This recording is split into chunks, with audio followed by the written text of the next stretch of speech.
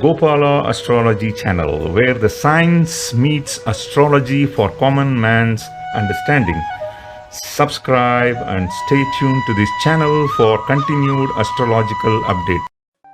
Hello, welcome to Gopala Astrology channel, ladies and gentlemen. Once again, we are going to continue our series on Astro-Vedic science for dummies. Okay, this is going to be the video number 6. So, as promised, I'm going to make all the series of planets through various houses and signs for various ascendants. So it's going to be a long series. If you are a young, enthusiastic person, you will stick on to this video. If you are young in the sense, not by age, if you are new to this Vedic astrology science. All right. So I'm going to cover all the videos one by one because there are so many stuff in the YouTube here and there, but I'm going to organize all of them properly and we'll go step by step. And today's journey is going to be the first lord in the first house. So the first house can be any of the 12 zodiac signs, right from Aries, that is a Mesha Rashi, up to the Pisces or Meena Rashi. So we are going to cover that. So please have patience and keep watching these videos and series. If you are first time visitor of this channel, please click on the subscribe button and do not press the forget to press the bell icon, because there are a lot of interesting educational videos on astrology coming up. All right, so let's go to the actual video, my friends. All right, let me share my screen here and then we can begin our journey. All right, so the topic, as clearly mentioned, we are going to talk about the first lord in the first house. And this is purely D1 chart. And we are going to make other subdivisional charts later on, but focus on your D1 or Lagna chart in your horoscope. Suppose you do not know what is your Lagna, you are totally new to this, please download Jagannath Hora. It's a free website, and then I would recommend you to put it in your laptops or in your computers, and it doesn't come as an app in the handphone, in your cell phones. All right, so I would recommend you to put it up in your computers respectively, and then you can always use them, use that particular software. I would like to give the link also how to download it. It will be very easy. So I assume that you know your Vedic astrology Lagna chart. Okay, this is sidereal Indian astrology. Please do not get confused. This is not Western astrology at all. So we are following the sidereal Indian system. So with this background, let's go into the actual meaning of what is first house. Vedic astrology says that Lagna means your first house. I had already defined what it is in the previous videos. You can always take a detailed look on Lagna. Anything that begins as the soul enters the body of the baby, we say that the Lagna is to be considered at that particular point of time. All right, so in reality, we are going to draw a tangent to the eastern horizon at the time of birth, and we say that whichever is the coinciding zodiac sign out of the 12 zodiac signs, one of them is going to coincide in the eastern direction. That becomes the ascendant for that baby's horoscope. Okay, so we have talked enough about it. I have given even the importance of place of birth. So wherever you draw the tangent, it becomes the Lagna. It can be Capricorn or Libra ascendant for different places as the time progresses, when the earth is spinning on its axis. Okay, so now we have to understand what is first house. First house represents the Kala Purusha Kundali's Mesha Rashi, right? That is the theoretical horoscope that I had explained. But in general, it can be anyone. Your ascendant can be any one of them, and it represents your head region in our physical body, actually speaking. So what is ascendant? And first of all, when the first lord goes and sits in the first house, what does it signify? So in Sanskrit, we say two things here. One is Satya Jatakam. So whoever is having this combination, it can be any of the 12 planets. I'm going to define each of them shortly. Okay, we call it as Satya Jatakam. So this person who has the first lord in the first house is always endowed with very good strength. He is having Shubha Yoga. The person is very compelling, very attractive face, and then he can be influencing many people in his lifetime, right? So at one point of time, he can be a very good leader. That's the meaning of this first lord in the first house, Satya Jatakam, and it is also known as Sanketa Nidhi. That means he is going to have a well-built body, and he will always accomplish things through his efforts and arm strength. So he believes in his strength, and they're generally the people who are having this first lord in the first house will be healthier, because the lord of that house always protects its own house. They are healthy, they love to look good, their appearance is very majestic, okay, and they are very focused and concentrated personalities, and they are patriotic also. They would like to settle down in their motherland. For some reason, the first lord always insists on patriotism, nationality. So that comes as the priority for them. So I'm just making a generic statement based on the first house. So let us now put each of the ascendants and the planets into it and understand what happens when Mars goes to the first house. Let us say it is the Aries ascendant. So first lord in the first house means they are very competitive people, they are great athletes, they are short-tempered as well, because Mars is an energetic planet. And they like to be dominating the show. They cannot keep quiet. They always like to make things happen, and they cannot wait and let things happen for them. So that is the nature of Mars in the first house. Especially, it is known as Mula Trikona Rashi for Mars. So that's a very thing, and they always they can get into some type of cuts and burns here and there, and this is very much likely because Mars is very instinctive planet. They make decisions at the change of the hat, So that's the point. Now, in general, they like to finish off the job as soon as possible. They are not lazy, okay? They are very action-oriented personalities. Please understand the characteristics of Mars and also the characteristics of Aries, right? So both, it's a fire in a fire. So it always makes things faster, and the people will be very strong-willed personalities. So at one point of time, they can be growing very high when the dasha or antardasha of Mars comes. So they can get into a very high position in their job as well, and they can influence a lot of people. Please note that Mars also rules the 8th house according to classical Indian astrology. So there will be some ups and downs. The transformation is likely to happen whenever there is influence of Mars on them. But please understand, Mars is going to defend its own house and make the people to achieve their goals. Okay, so they are always on the move. They are always on the move. Let's go into the another aspect. Let's put Venus in the Taurus or Vrishabha Rashi. So whenever the ascendant is Taurus, please understand it's the Taurus ascendant itself, the Rashi itself is a stubborn Rashi.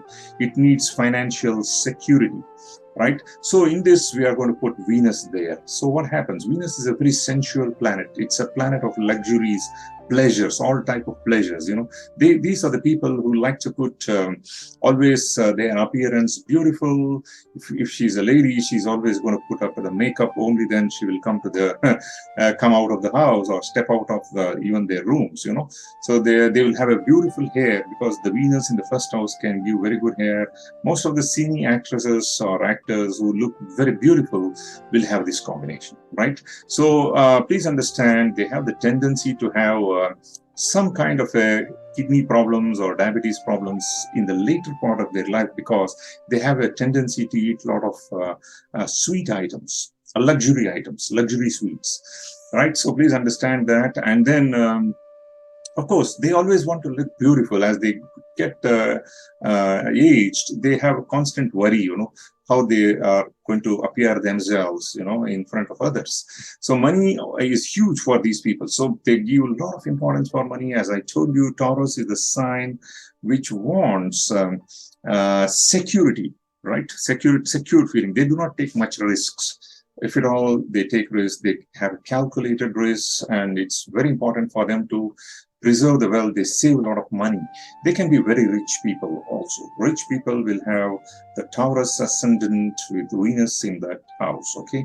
Please understand. And then one more thing is the 6th house from the Taurus is Libra, and that is the house of challenges, constant diseases, and troubles. So competitions. So they are likely to have competition always, and again, since the ascendant protects, the Lord protects its own house, so definitely Venus is going to give them protection from any kind of diabetes and other things that they are likely to get. And of course, other planets are afflicting the ascendant, the results can be different. But I'm purely saying that the Venus always protects its own house. All right, let's go to the Mercury here. The next planet is Mercury, the most intelligent and quick thinking planet. So that goes, logical thinking planet goes to the house of Gemini. The Gemini as a sign itself, as a zodiac sign itself, is a very informative sign. So the Mercury goes and sits there. It makes the native very communicative. Okay, they are very informative. They have always the latest information that goes on in the market. So most of the MBAs and those marketing wizards, they are definitely going to be having ascendant as Gemini. Okay, and more than that, if the Mercury goes and sits there, they are the best ones. All right, so that also forms Bhadra Yoga. So I don't want to talk about yogas at this stage. I'm going to come back and make more and more videos, but I want you guys to follow me systematically, right? So the Mercury, they are going to make businessmen out of this ascendant. They are the best entrepreneurs. They always are very calculative. They are clever. They are professional. They have very sharp memory. Okay, logical minded people, software engineers also can be having this combination. All right, so in general, I can say here, the people want to communicate whatever ideas they have got to the team, and they are going to be leading a team which follows them, and they like to implement a lot of those ideas into the real business world. Okay, they're always jovial because Gemini is a jovial sign. They like to be playful, fun. They have a lot of friends. They like to go to kitty parties and things like that. So Mercury also rules the 4th house of Sukhasthanam, according to the classical astrology, and show that the person is very much devoted to the mother and things like that. They will have very good real estate properties, and of course we have to look at the position of Mars, who is the Karaka for the Bhumi or the real estate, right? So in general, I can say Mercury in the 1st house, especially Gemini, it is going to be it is going to create very intelligent, brainy people. All right, so let's go to the next one. Let's put Moon in the 1st house, that too in Cancer or Karkataka Rashi. So the ascendant is Cancer. The Cancer ascendant is like a crab. What does the crab do? Crab has a very hard outer shell, but inside it is very soft, right? So people are like that. They are very emotional kind of people. They like to protect themselves, like how the crab is protecting against its enemies, but inside it is very soft. In the same way, the people are going to protect the immediate family. They are going to be very emotional, and they can also at one point of time become quite fat because they have literally no control over food. They love cooking. They can eat any type of food. You know, it's going to make them a little bit more bulkier in size. And they are very intuitive, imagination will be very good, and they are also very caring personalities. Especially the people with Cancer ascendant, they look beautiful, and like when the baby is born, we can say that it's like a Snow White baby, you know. So, and especially the Moon gives them very fair complexion. All right, but at the same time, the weakness is that they're very emotional and sensitive. A little bit problem happens in their life, they are going to be, you know, they cannot take it. They become too emotional and they make irrational decisions. So logic is Mercury, the emotion is Moon, right? So that's where they can make some mistakes, but they are the most caring and people with a very good heart. And they are the people who have high level of empathy in the society, and they can be very good social workers as well. All right, so Let's go to the next one. Let's go to the bosses, right? Simha Rashi or the Leo ascendant. And if you put Sun there, what happens? So the Sun becomes very comfortable in this position. According to Vedic astrology, Sun rules Leo or me or Simha Rashi, right? So many big bosses are born here. So Sun becomes like a king here, and he is in his own kingdom, and he's very confident. They love to be the center of attraction. Okay, they want to take over everybody under them and then give them guidelines, and they do very well as entrepreneurs. They can run the businesses. Big organizations will have Leo ascendant with Sun in it. Okay, they cannot take orders. They will never follow orders from others. So if at all you are working as a subordinate with this combination, definitely at one point of time you will resign that job. I can guarantee you, you will be in your own field, you will create something new, and you will be the boss of it, right? So you cannot take orders from others. So Sun is going to set his own rules as he is the king. He's going to, you like to be treated as a king, and wherever there is respect, you will be there. And if anybody ignores you through their words or something like that, you will be the first person to really show your anger on them, and then you may even get into repercussions. And that's why I'm saying these people needs a lot of appreciation and attention. So they are the center stage people. Media personalities can be seen also in this one. All right. So whenever this personality will get a lot of enhancement during the Surya or Sun Mahadasha or Antardasha. So the what happens is shown in the D1 chart. When it happens, you must always see the dashas and antardashas, right? So always follow the dasha bhakti system, then you will never go wrong. All right. The answer for when is dasha and antardasha. Okay, so let's put the other part of the Mercury. Mercury also rules the Kanya Rashi or Virgo zodiac sign according to classical Indian astrology. So they are very comfortable. You know, this position makes the people very, very intelligent and smart. But this smartness and alertness is on a different level because the Mercury is going to be working here as a lawyer here. So Virgo is a different kind of an animal. It doesn't communicate too much on the front. It is, of course, resourceful, but it is very detailed oriented. Very, very detailed oriented people who are the auditors, who are the chartered accountants and auditors, right? So who goes and audit different companies like ISO certification or IATF certification and stuffs like that. These auditors will have the position where the Mercury is placed very well in zodiac sign of Virgo. We call it as Mula Trikona Rashi, as well as the exaltation point for Mercury.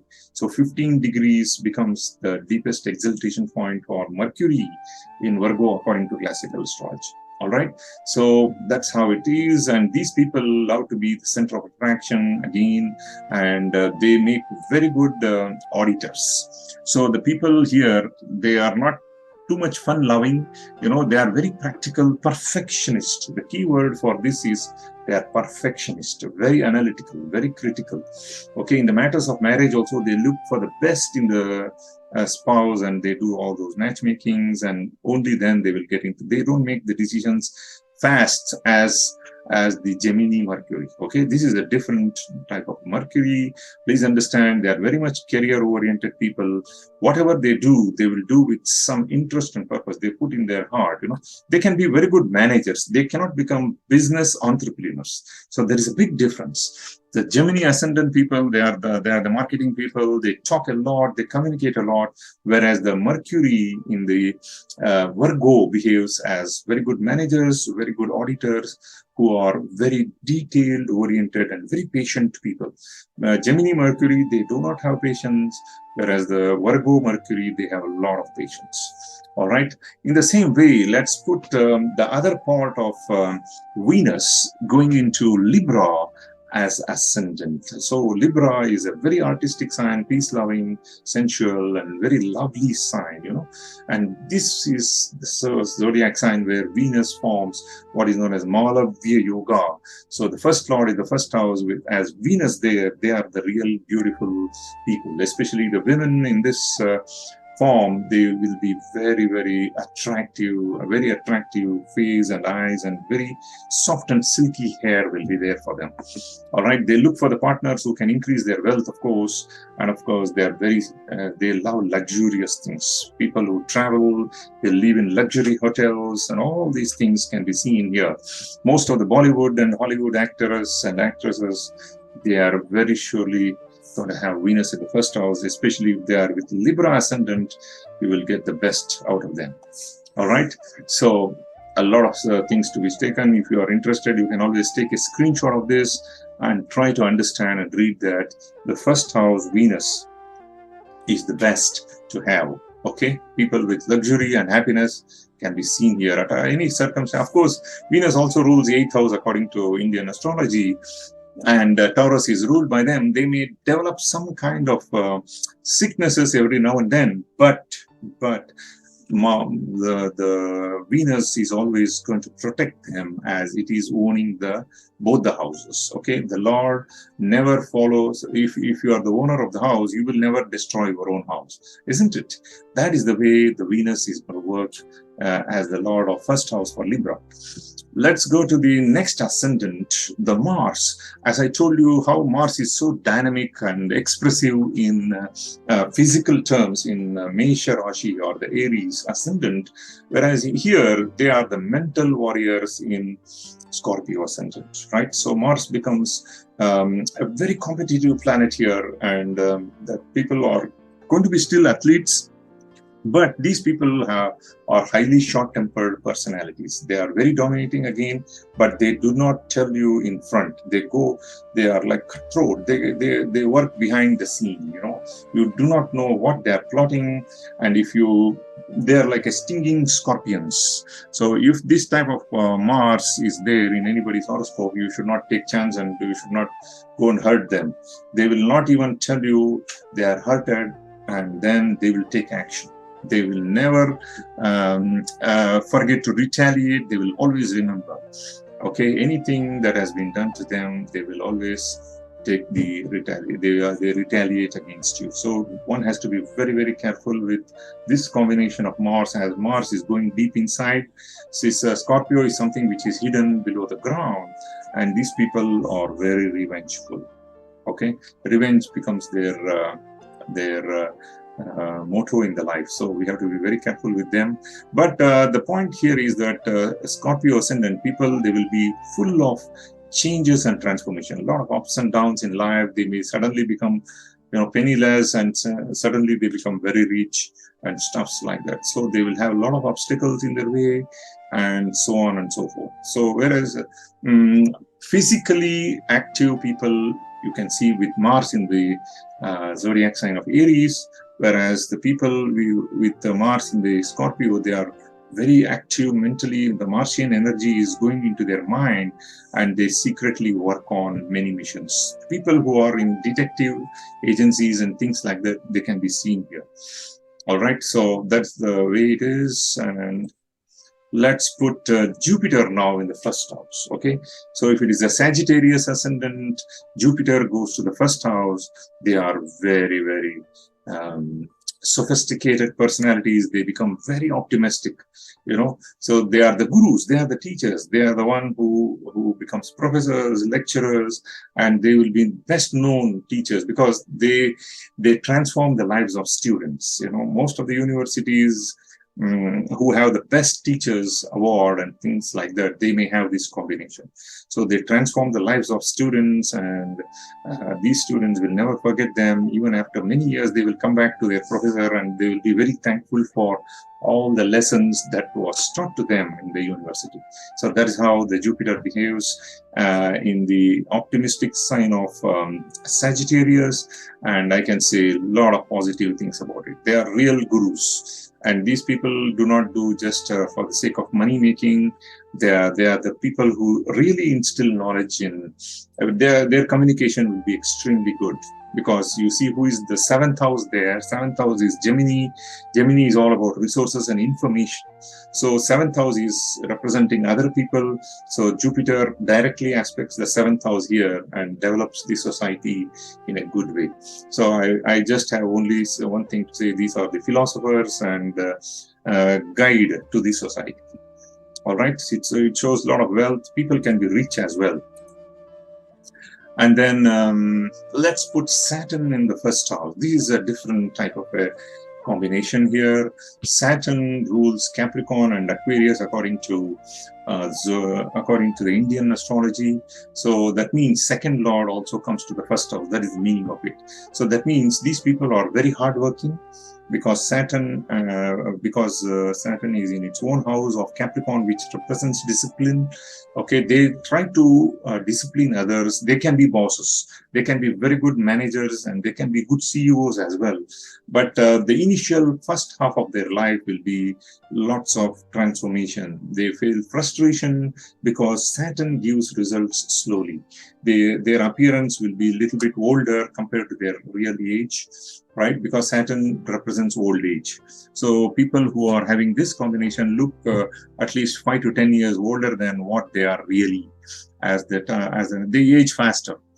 So that's what I can say. And they have to have a lot of patience, because initial 20 to 30 years of their life, the things will go slowly and they will not achieve their goals as the potential they may have. Whereas after the second half of their life will be extremely good for these people, and they are the people who can get into politics as well and lead a country. They can be president of a country as well. So the second half of the life, Saturn gives all the things which people were missing in the first half. That's what I can say here. Let's put Saturn in the Kumbha Rashi, or the Aquarius zodiac sign. So here, if the ascendant is Aquarius, Aquarius becomes also the own house for Saturn according to Indian classical astrology. So here, the Saturn is in his office. Okay, in Capricorn, he was in his house, whereas in the Aquarius, he starts working, he makes a lot of experiments. Intelligence comes to these people. They are the people who are real scientists, you know.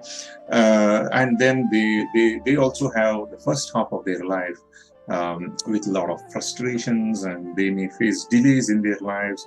But really, they are the people who contribute to the society, because Saturn has the Mula Trikona Sthanam. Mula Trikona means it's a very powerful position just next to the full exaltation position. If you, in a 0 to 100 scale, if you put exaltation as 0 to 100 scale, 100, 75 is Mula Trikona.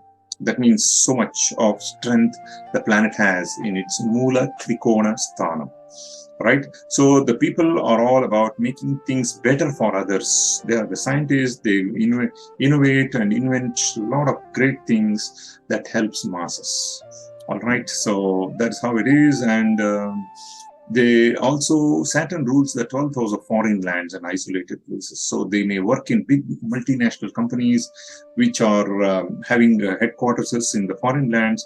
They may have a lot of traveling up and down and things like this, because the 12th lord is also coming to the Lagna, or the ascendant, right? So it's a good combination for age after 35 years, right? So first 35 years will be really a lot of hard work that is required by them. And then last part is Jupiter goes back to Pisces.